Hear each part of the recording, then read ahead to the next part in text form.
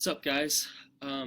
We have gotten a couple questions in the last couple days about what if your husband or your wife doesn't choose recovery? What if they don't want to change? They don't want to get better? They want to stay stuck in addiction, stuck in anger and control and codependency. And what do you do then? And um, it's one thing to express a boundary and say, I need you to be in recovery, or I need this to stop. And then it just keeps going and going and going. And I want to give you a few options, the things that you can think about and look at if you are in that situation. If you have a spouse who is hunkering down in their unhealthiness and refusing to change. Couple of unhealthy options to start with. One is you could try to force them to change, and that is kicking and screaming and whining and complaining and getting manipulative and trying to get them to be motivated to actually change. You probably can get them to do some things, but they're not doing anything from their heart. They might do it from their head because you're manipulating them into changing. And what that will create is resentment on your part and resentment for them toward you. They're feeling forced into doing something, and you're resentful because you feel like you're forcing them to do it. And so it doesn't help the relationship. It might get them to do something, but it's not real recovery. Another thing you can do that I see a lot of is shut down in hopelessness. Pretend like the problem's not there and just know that, hey, it's not going to change, so what am I going to do about it? So I might as well just shut up and deal with it. That can sustain a relationship. A relationship will continue because one person is biting their tongue and holding back their truths, but they're not living authentically. They're not living. They're not free to be them because they have to hide a big part of who they are to stay in the relationship. And so pretending like there's not an issue because you're too afraid to face the issue, that's gonna leave you with resentment. Again, you're gonna feel some resentment toward the other person, and it will lead to depression and ultimately just kind of shutting down. So those are two common responses to a spouse that refuses to change. Let me talk about the healthy thing to do, okay? And, there's a difference between saying your boundary and living your boundary. And the reality is if you can find solace and peace outside of your relationship, you have a much better chance of living a boundary.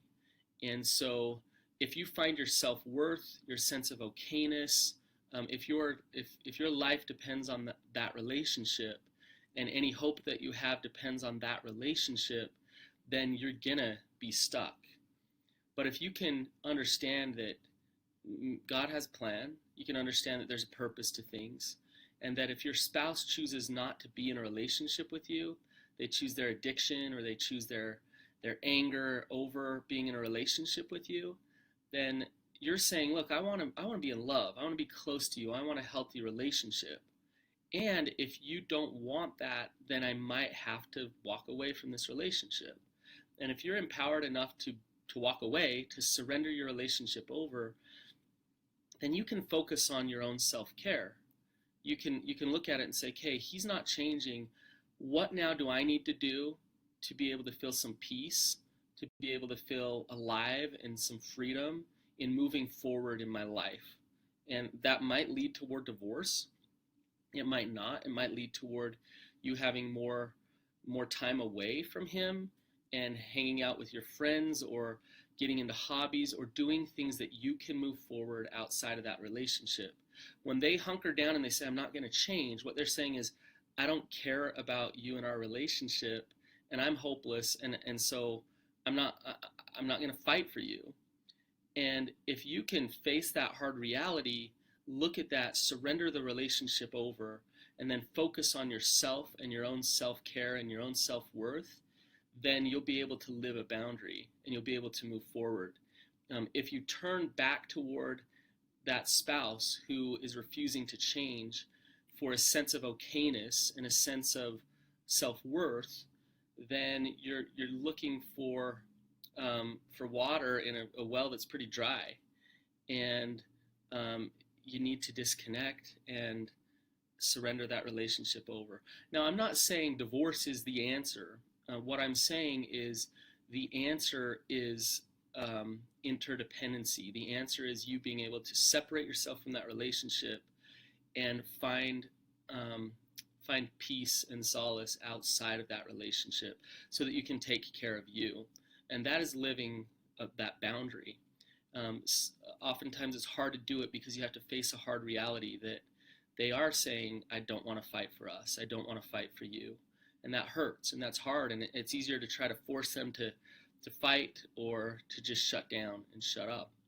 So I'd encourage you to love yourself enough to live these boundaries and to be empowered enough to not settle for scraps in your relationship, to go for intimacy and love and connection and honesty in your relationships, but be willing to do the hard things and live really hard boundaries in order to fight for that. You know, sometimes I see a person get in recovery and they get healthy and they get strong, and their recovery actually can destroy their relationship, because what will happen is they're getting so healthy, the other person doesn't want to come along, they don't want to change, they want to stay stuck in denial, and the healthy person in love can say, you know, this doesn't work for me, I have to move on. And so I'll leave you with that today, and yeah, I hope you all have a great day, and I'll talk to you next week.